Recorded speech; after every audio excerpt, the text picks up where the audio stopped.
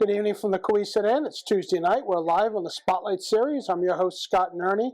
With me tonight is Gail Hamel, who is a business entrepreneur and very focused on a specific character from the Revolutionary Times. If you could just tell us a little bit about what you're focused on, Abigail Whitney.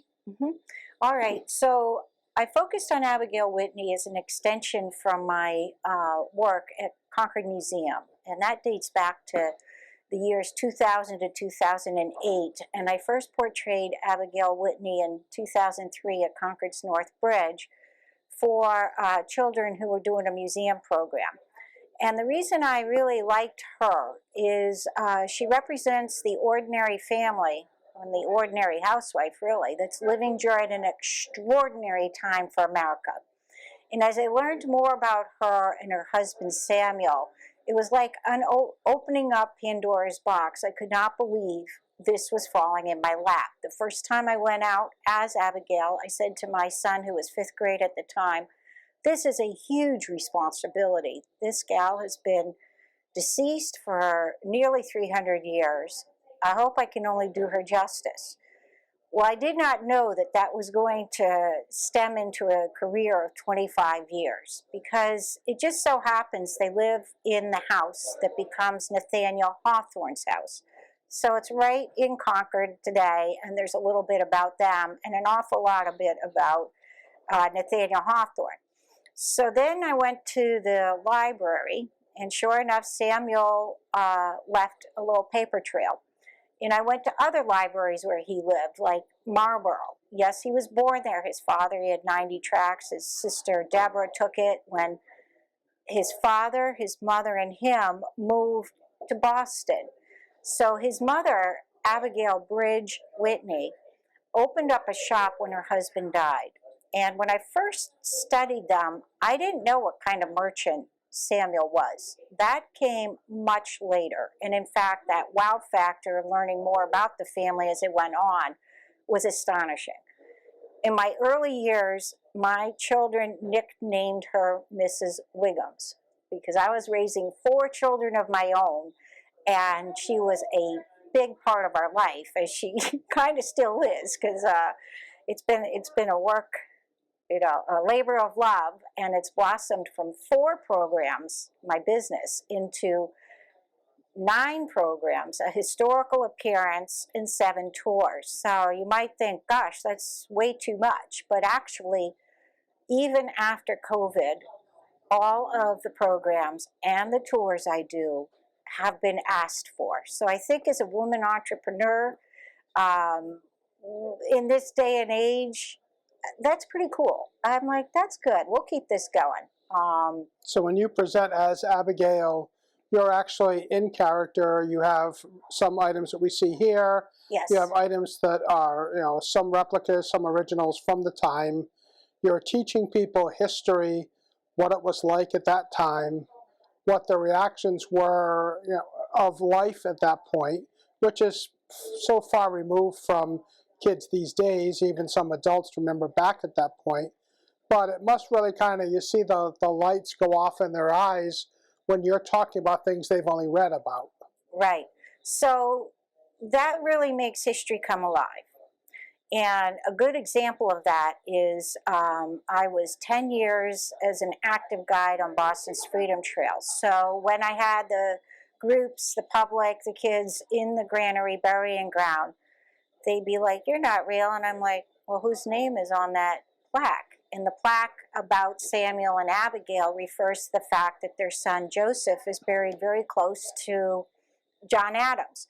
And then as you go down the road, it's Samuel's mother, Abigail Bridge, and her sisters, Martha, and their kids. And I explain why they died, some of them, from yellow fever, smallpox. And then, I knew of a name that the park didn't even have. So that's little Anna Bose. That was a neighbor of theirs, and she's right in that line. So it sort of brings history home, because we hear about the greats, Samuel Adams, John Hancock, Paul Revere, and they were important men. But history evolved because they had everyday families, Abigail did. Her husband was active politically as well as running his business. So that's how I bring education to life. And as far as my reproduction artifacts, I can't tell you how grateful I am for the wonderful reenactment community New England has. If anybody has a chance to go see a reenactment or even look at the New England Patriots and Zone Militia down there, I mean, I know a lot of those guys. The artifacts I bring, the iron pieces are made by Dean Rance. So when I do my Tools of Survival, I say, you know, Blacksmith Dean made these because he really did. Some of my gowns are made by seamstresses like Carrie Madura and Joyce Murray and Anita Busk. I make smaller pieces. The basket I have on the table, I made that. That's a smaller version of what's called an egg basket in the 18th century that kids used to go get eggs to make sure when you swing the basket, the eggs aren't broken on the way back. So it's designed with a cradle effect. And so I make smaller pieces, like I make my little bags. I can do needlework, I can do the buttons. But the bigger pieces, I am grateful to either the sutlers now or, you know, there's just very few stores that will provide implements. Once in a while, like a Sturbridge, even though they're 1823, they might have something that fits into the 18th century. Williamsburg, the shift I wear is from Williamsburg. No, the shift is. That's like a nightgown. The pair of stays I have is made by Silly Sisters. They're also out of Virginia, so I've traipsed a lot of places to get the articles I wear, and everything is made by hand. And then as far as like with the Boston era, I finally had time to go over to the Athenaeum, which is the private library, when I discovered that they really had the Boston Gazette and Journal. And I asked the librarian who brought out the real thing, do you mind if we take the picture off that says don't photograph this? Do you think I could photograph it so I can use it for the programs? And he says, sure. You know, so that's how I get things like Samuel's ad. And I read it and I'm like, he's a fabric merchant. No wonder he could move around from Boston to Concord and back and then up to Castine. He was involved with many things, but it was that aha moment. Or the ad that he ran for 4 or 5 weeks straight. I did look at all of them. I copied all of them, but I bring out the one that the family account. This is the other family account I use. This is the one that the historian in Castine, Maine handed me. And I made one copy of it so that I could use it in parchment for Abigail's shows, but you could see I've marked it up over the years because I've really had to digest the 150 pages in my head. So he really documents everything, or he wrote down his probate inventory and I held it. When I went up to Hancock County Clerk House in Castine in 2005, the clerk just handed me the document he wrote. And at the time I was working at the Concord Museum, I'm like, I took it like this, looked to the heavens and said, you know, if I make one copy of this, like, I'm the only one who knows what a spider is on this page. You know, that's not an animal. It's a kind of frying pan at the heart. So I took one picture, and then that's why I can say she had 33 pewter plates. He has a tankard that's sold by Sotheby's for $12,000. But I can bring out a picture of it, and the fact he wrote one tankard. When I do my tea ceremony in the Castine house, he wrote the little heading, North Room. And under it, all the tea paraphernalia. And I'm like, thank you very much. I could show the house, I could show the room, and the paraphernalia, because you wrote it down. Then I'd have to recreate that, which is kind of, you know, a lot of hoofing around. So over the years, between 2003 and the present, so we're 2023 now, so 20 active years that way, I have gone to all the children's graves. I found out where they went, what they did, not just from what he wrote, but I went there. For instance, David, who is the one who goes missing on April 19th, and he's the one that throws a stone at their slave Casey, for which Thoreau documents this whole event 100 years later. So I have it in the 18th century, and Thoreau re-documents it in the 19th century that the event happened. And so he's the mischievous one, but he marries Betsy Darby from Concord, and he never goes back to Boston. They settle in Bolton, Massachusetts. So when he dies, he's buried in Bolton, and it just so happens that the pictures up on the library are his descendants. So that, and I've been to Castine twice, 2005 and 2019. That's a lot of research. Yeah, it's been a life of research. So there's the Marlborough, Concord, Boston, and Castine piece, 4 main areas that Samuel and Abigail went. And she did. She saw everything from the war of the French and Indian War from 1756, clear up through the War of 1812.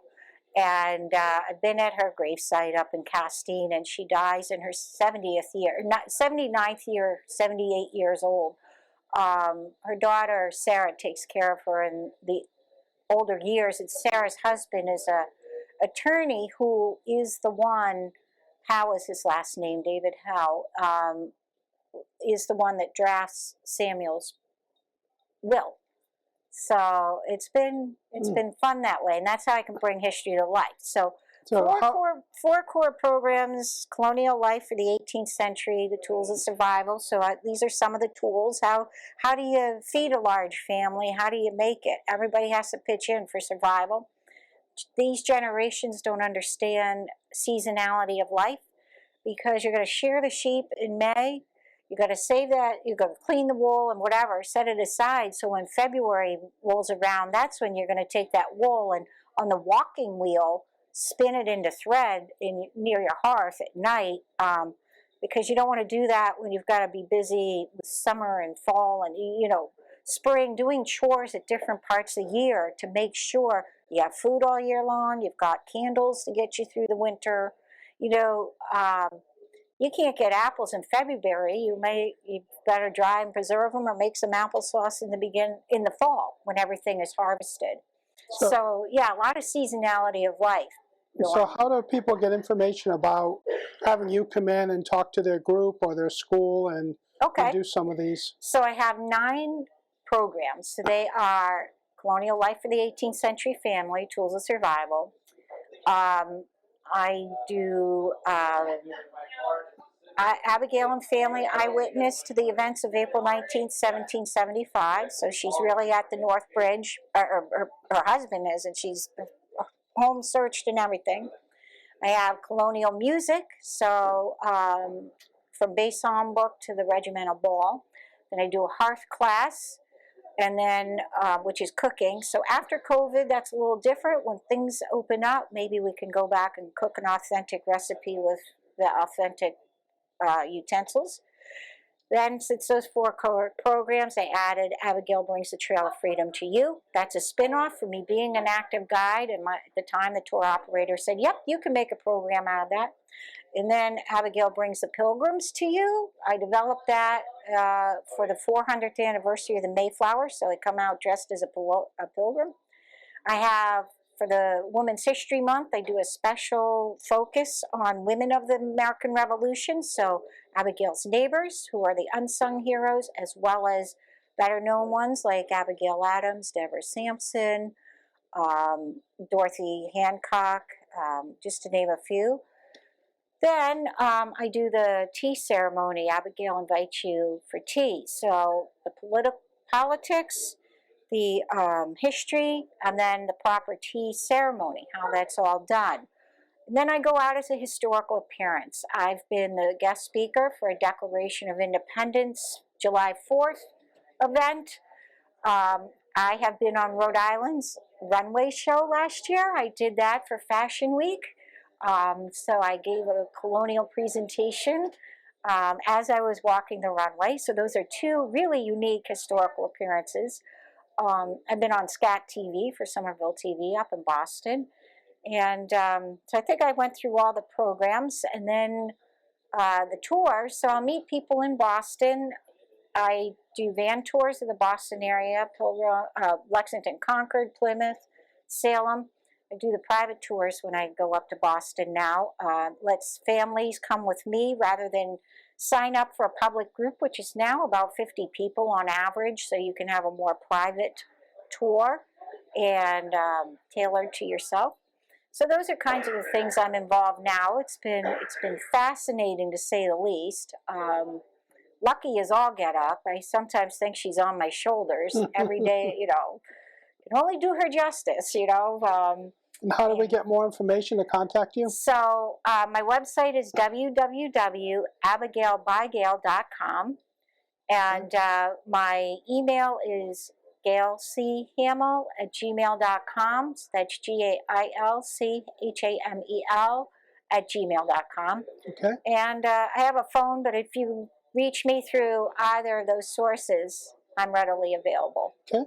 And I think we're going to ask Gail Abigail to come out for a couple of minutes and tell us a little bit about herself. All right. Well, it's been a pleasure. Thank you, Scott. Thank you. Good evening. I'm your host, Scott and Ernie. We are live from the grounds of what eventually will be the Cohasset Inn in a couple of hundred years.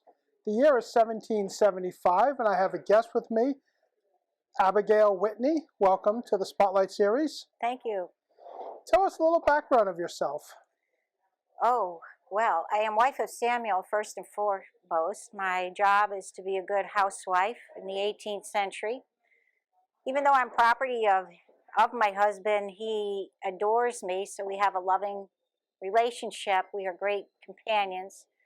We met each other as young children, and so we grew up and were eventually married. And we live on the corner of Marsh Lane at Union Street in Boston. That was his mother's home.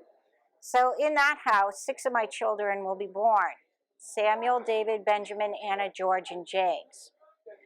Now in 1768, the King of England sends over 2,000 troops to keep order, as there's lots of riots happening in Boston. So we'll move the family out to Concord, Massachusetts.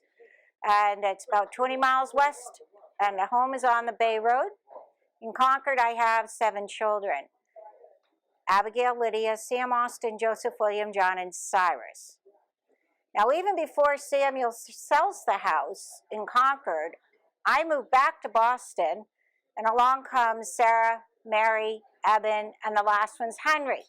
So most people are really astonished that I have 17 children. After we move in several homes in Boston, we move up to Castine, which is still part of Massachusetts before it separates into Maine.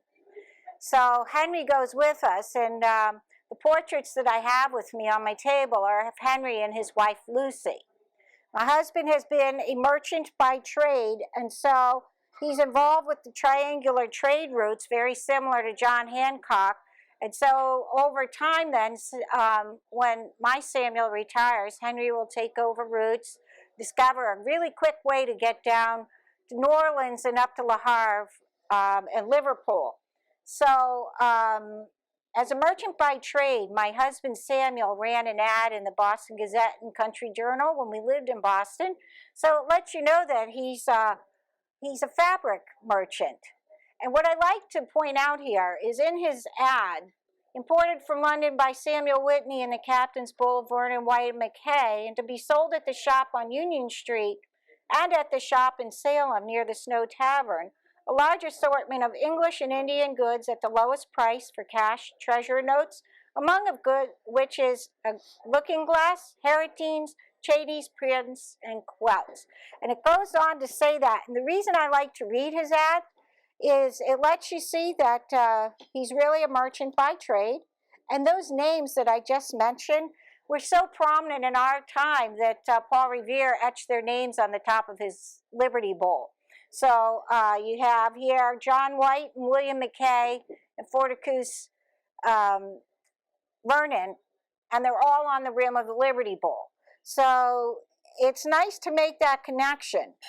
Now, Samuel was very particular about making sure to write a probate inventory and a family account. So in Castine, he took time to do that. I have a facsimile of his real work, but this is his penmanship right here. And, you know, he's writing it on the 26th day of July in the 19th century, really. And what is really great is where he writes things in the north room. And you know, when he itemized what's in the north room, all my tea paraphernalia is in the north room.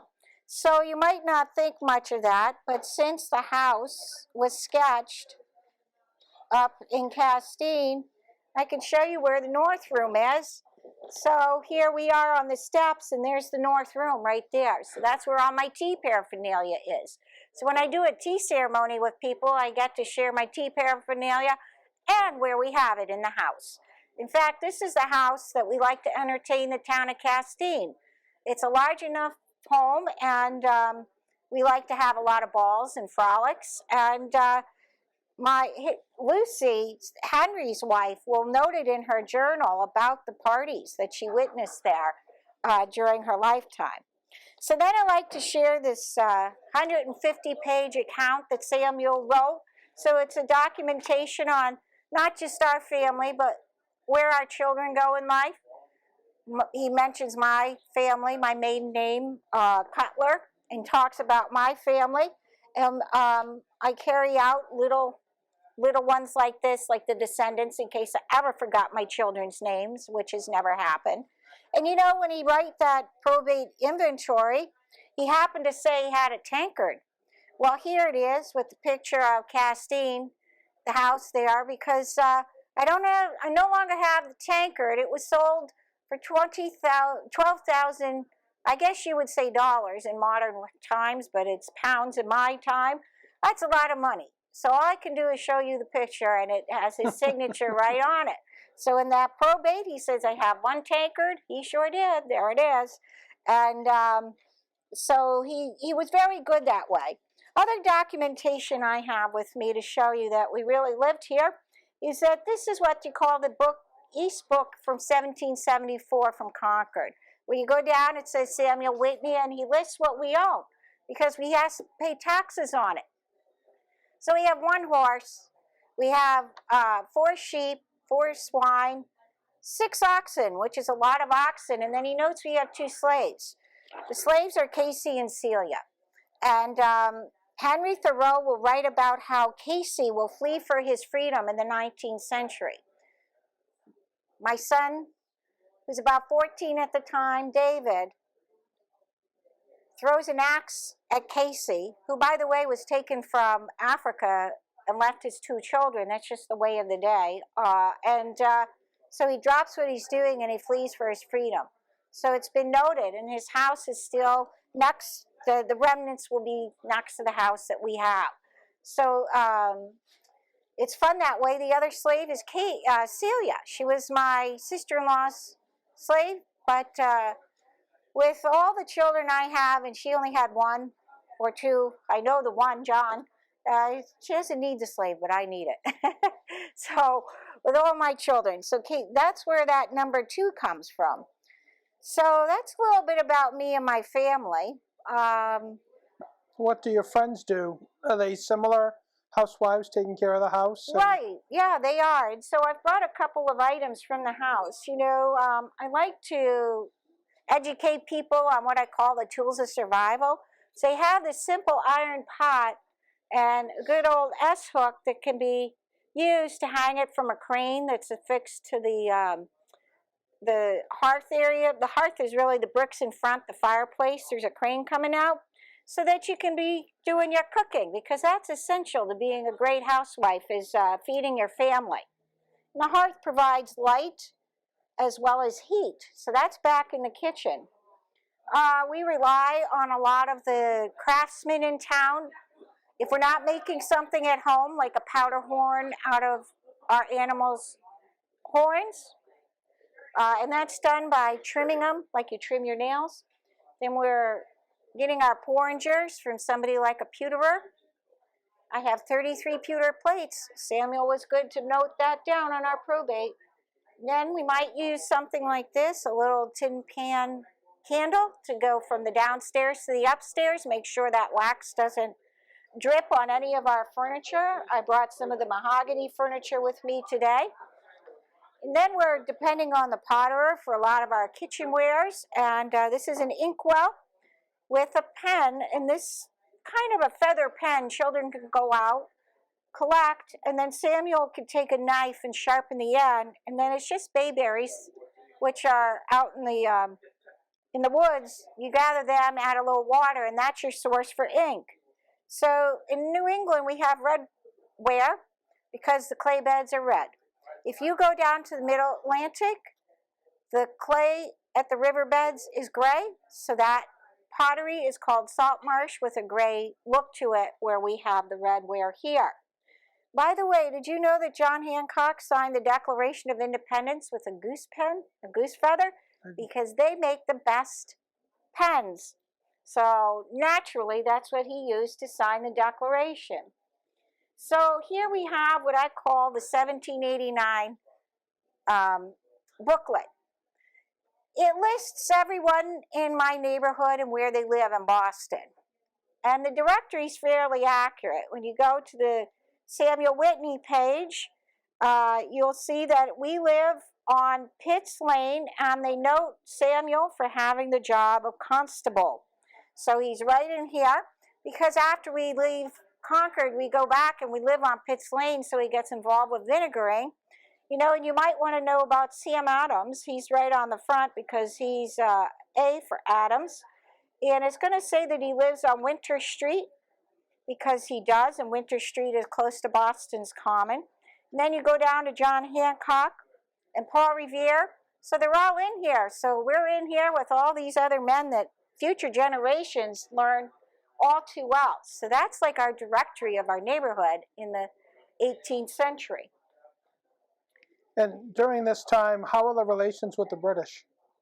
Oh, there's some tensions. We're well connected. We have a 6-volume set of the history of Massachusetts signed by Governor Thomas Hutchinson, which is a family heirloom. So we're well connected to him. But my husband is a Whig, so I'm wife of a Whig and on the patriotic cause.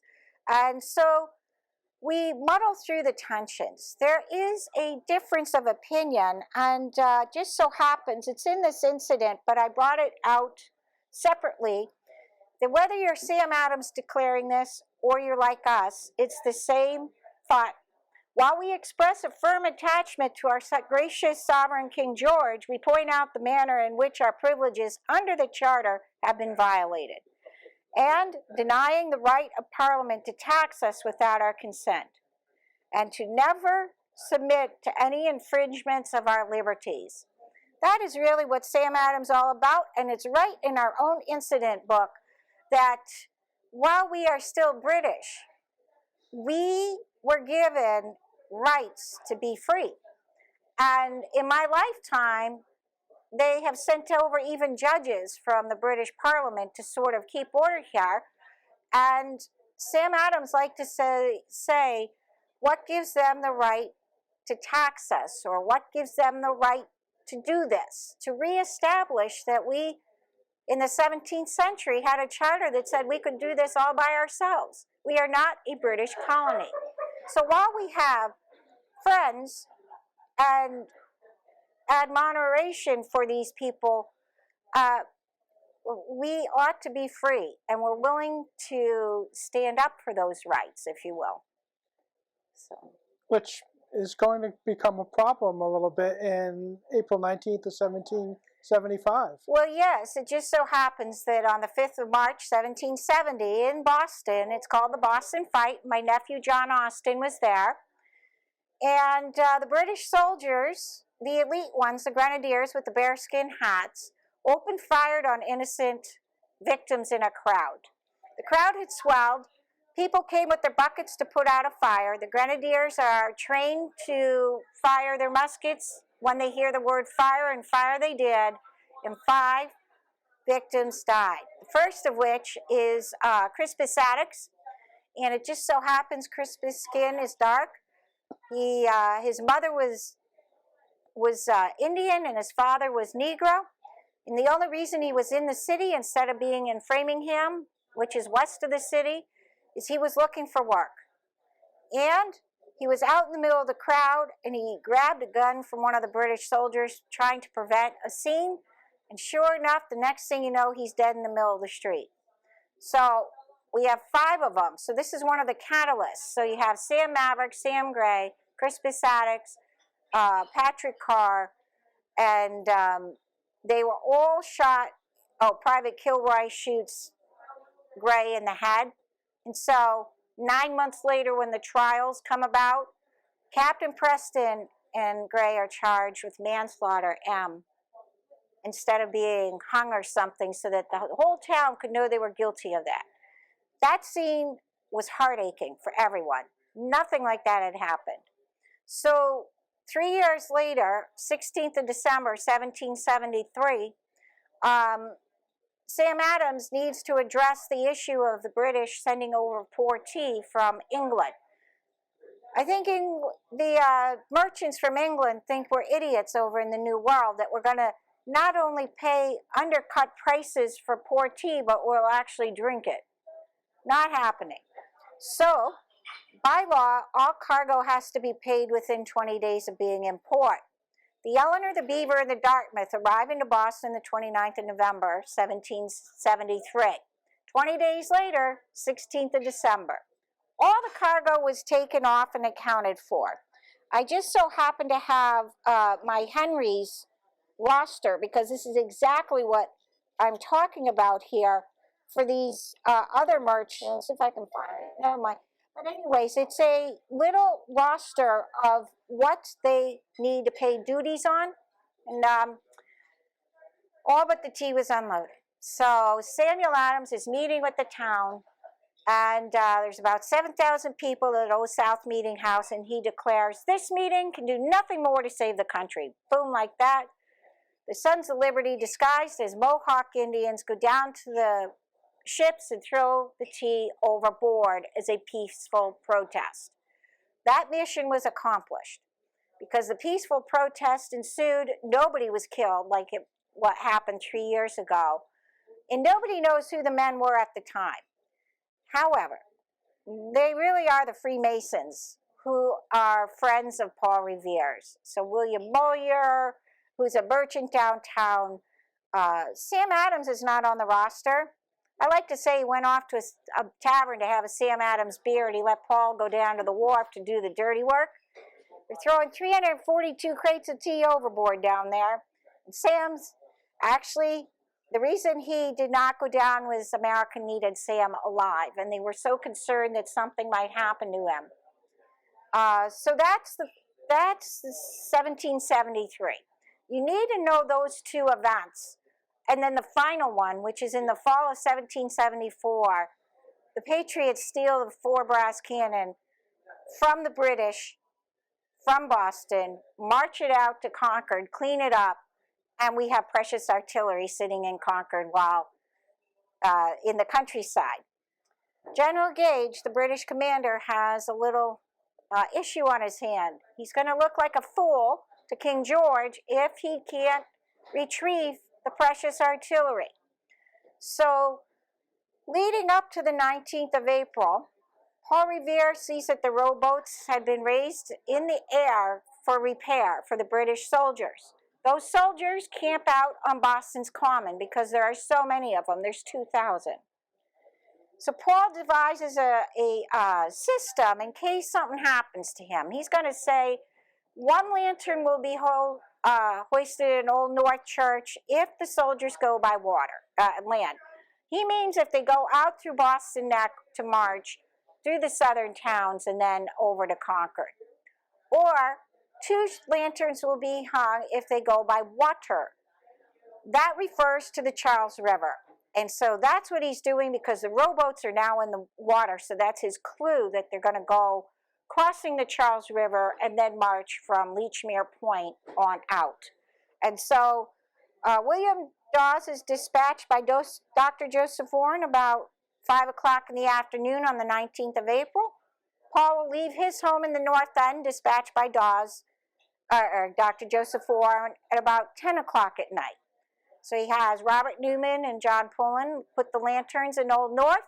He actually makes his escape underneath the warship, the Somerset, over to Charlestown, gets the fastest horse, Deacon Larkin's Brown Beauty, and off like he goes. Paul is the courier of the 18th century. He's 5'2", and he knows how to ride a horse. And so off to the countryside he goes, and then eventually his mission to go to Lexington to warn Adams and Hancock the regulars are out, meaning the British Army, so that those men can preserve their life and escape before the soldiers arrive in the morning. So we have removed the cannon out to Groton. And by the way, all us ladies had ammunition or supplies hidden at our house. I have 82 barrels of flour, so they go about 15 miles west as well before the British come into town. So Shirley and Groton are very close to one another out in the countryside, both 15 miles west of Concord. So we refit our supplies and the British march in. So you have those three catalysts, because the orders are go to Concord to seize and destroy the artillery and arms. Do not hurt the inhabitants. Code 4, go get the cannon, retrieve it before I look like a fool in the king's eyes. So the reason the men were so eager to fight for freedom is because those two events in Boston were still in people's arms, and they know talk isn't doing well. Provincial Congress has been meeting now in Concord since '74, and that's not working. So the men prepare in case they need to fight with arms for America's freedom. And so that's how April 19th goes about. In fact, the scrimmage in Lexington should not have even happened, because nowhere in the orders does it say, stop in Lexington and kill some 8 men on your way to Concord. No, the British were all too eager for a fight. They go off the Bay Road, they go on to Lexington Green, and they had the audacity to kill 14-year-old Jonas Parker, who's nephew of Captain John. So this is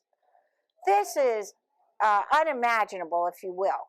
So that's what comes into Concord later that day. And then the British did not know the Americans would be so well prepared. They thought we would be disorganized.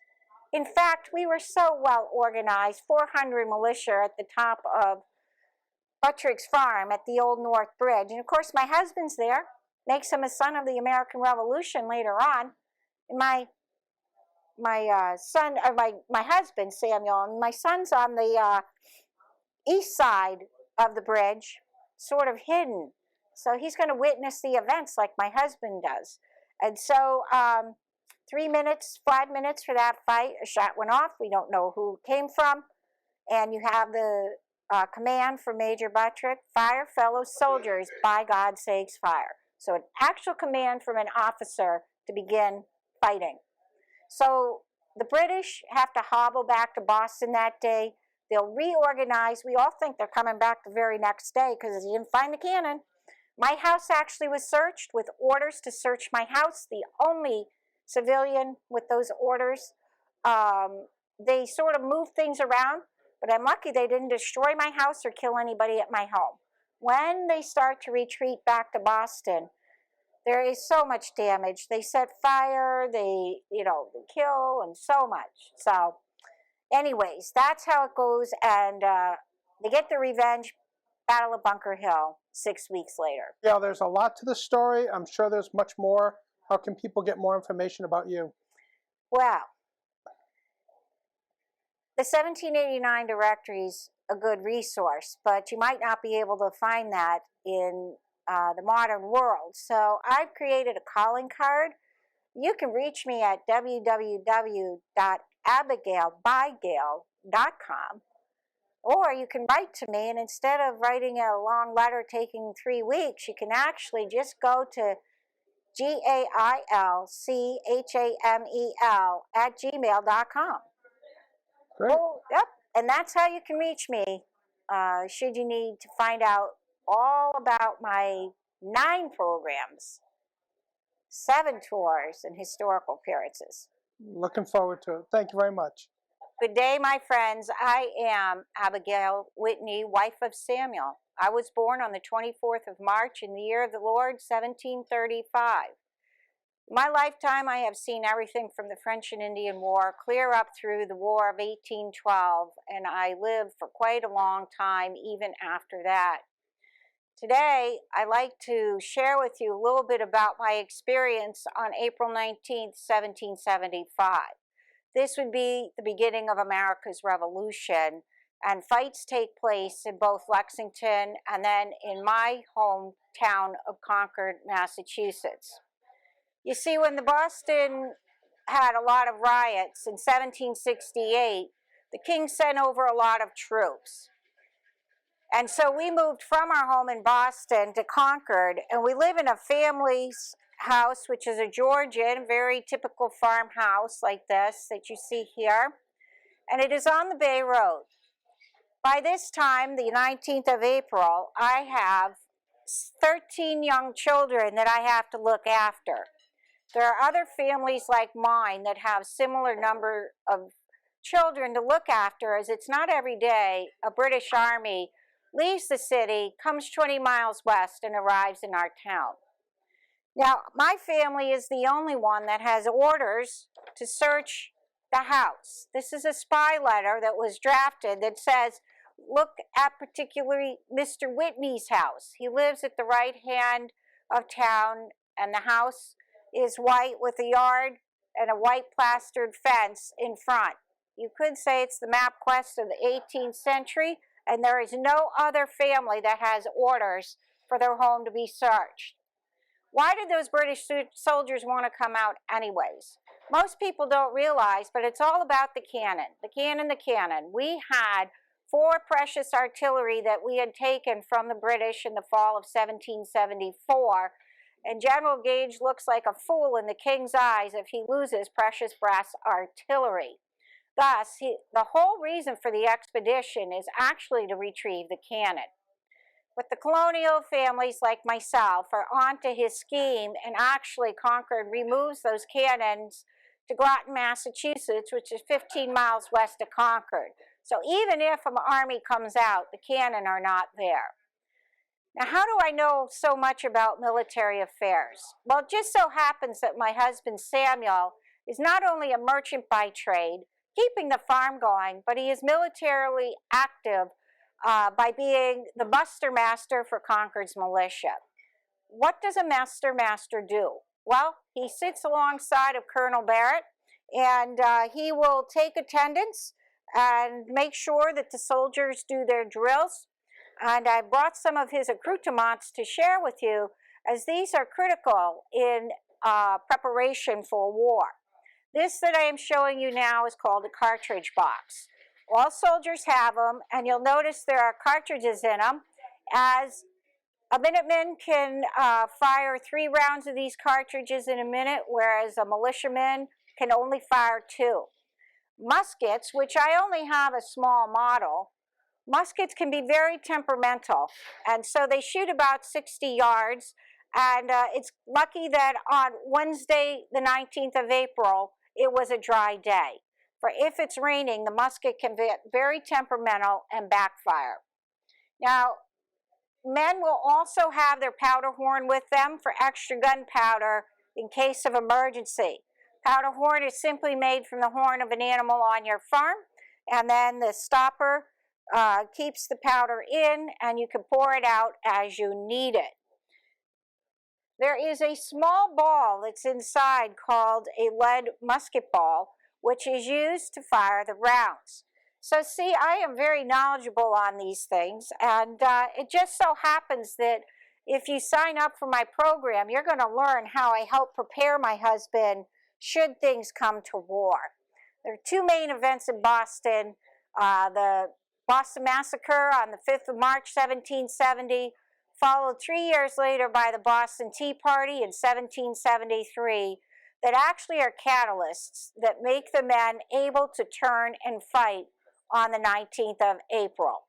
Sam Adams is fed up, talks has done no good. He and John Adams are leading the affairs, and they happen to be residing in Lexington, as in Lexington, the home of Hancock Clark, was the grandfather of of John Hancock, and therefore, instead of going to their homes 20 miles in Boston when they're meeting in Concord for the provincial congress, they'll only travel 6 miles between Lexington and Concord.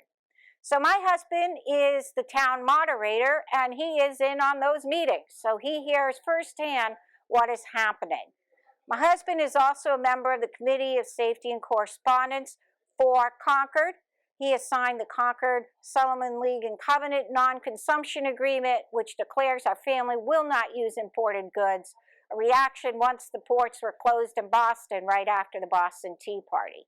Now let's go into what happens on the 19th of April. Okay, I tell you that I'm at my farmhouse, and earlier that morning in Lexington, there's a scrimmage on Lexington Green with no orders for any fighting to happen. But it just so happens that Captain Parker of Lexington met up with the British soldiers who had walked out from the Bay Road after, by the way, crossing the Charles River in the rowboats, which is why Paul Revere lays a signal of 2 lanterns in Old North Church. They went by water, crossing out at Cambridge and walking Mass Ave clear into Lexington. The orders from General Gage to Colonel Lieutenant Francis Smith, His Majesty's 10th Regiment of Foot, were to have the men go directly to Concord to seize and destroy all artillery and arms. But as you can see from this image, that's not what happened. And after 6 men are killed on Lexington Green, the British soldiers decide they should move on to Concord. And so here they come into my hometown about 6:30 in the morning. That's a half hour after the Lincoln Minutemen passed my house in the morning, as Mary Hartwell roused Billy Smith in the middle of the night to have him get those troops together. And in fact, Lincoln will be the first one at Concord's North Bridge. So we get word from Samuel Prescott in the middle of the night to get ourselves organized, and my husband Samuel will grab that musket and go to the middle of town with the other men. Then, around 6:30 in the morning, these British soldiers come into town and they start to find a little ammunition and throw it off. Did you know that all of a sudden I realized that my 14-year-old son David is missing? Well, this is kind of anxious. In fact, I stay strong and I keep the young children at home. My older children have gone to Puckatassett Hill, and my daughter Abigail, who had an accident as a young child, is sent back to Boston to our relatives so that she would be out of harm's way, as she has a handicap now for the rest of her life. So about 9 o'clock in the morning, all the men are up at Buttrick's farm at the North Bridge, and a shot will go off, and we really don't know whose musket it came from. And we'll have famous words from Major Buttrick: "Fire, fellow soldiers, by God's sakes, fire. This is your shot heard round the world." By the way, did you realize that that slogan, not in my lifetime, but in the next century, comes from a Ralph Waldo Emerson? His father was 6 years old looking out from their house onto this fight. The British soldiers had, in fact, gone and invaded that house and caused harm. You might not have had those famous words 100 years later. So there are 5 children at Concord's North Bridge. My 14-year-old son, John Buttrick's son, John Jr., who is playing music alongside his father as a fifer. And then you have the 3 young Emerson children, the one I just mentioned, William Jr., Hannah, and Mary.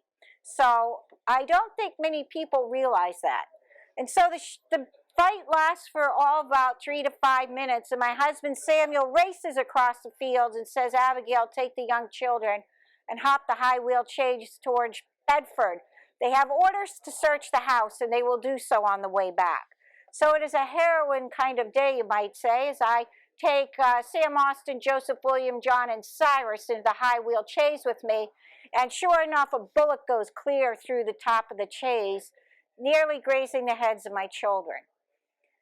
You know, as they get towards Bedford, all the people want to know what has happened, and from the images I have shown you, a lot has happened. And on the retreat back, you can see that it's a pretty bloody massacre. And I'm in the countryside, far away from this image, And as I return home, once the countryside dies down, I return home to find my husband Samuel and my son David. David says to me, "Mother, I did not know there was so much danger lurking about until I saw Isaac Davis from Acton's militia fall to his death." Yep, there were 3 Americans who were killed, 8 wounded, and 3 more British soldiers, all from the 4th, that were killed in Concord's North Bridge within 5 minutes.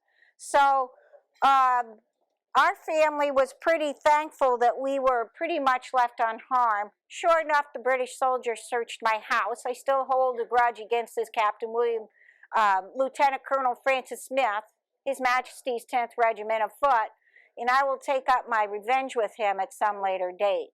So I hope that you enjoyed a little synopsis from my 19th of April program, as that's only just the start of it, and you should be on the edge of your seats by now, because the revolution continues on by then, and I have lots of stories of what happens to the neighbors and other important events, what happens to the cannon. They become a significant part of America's heritage, how in fact America does pave the way for independence, how long the revolution continues, and what women and men do to secure freedom for future generations. It's been a pleasure to be with you this afternoon, and I wish you a great good day.